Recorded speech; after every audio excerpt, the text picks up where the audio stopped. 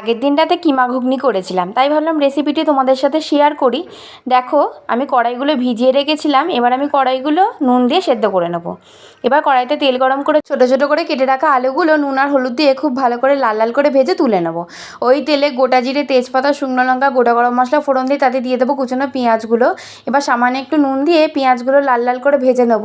এবার আমি এতে দিয়ে দেবো কুচনো টমেটো, চেরা কাঁচা লঙ্কা, আদা রসুন বাটা, হলুদ গুঁড়ো, লঙ্কার গুঁড়ো, জিরে গুঁড়ো, ধনে গুঁড়ো, কাশ্মীরি লঙ্কার গুঁড়ো, সামান্য একটু চিনি আর দিয়ে দেবো চিকেন কিমাটা। আর এবার আমি সামান্য একটু জল দিয়ে কিমাটা মশলার সাথে খুব ভালো করে কিন্তু কষিয়ে নেব।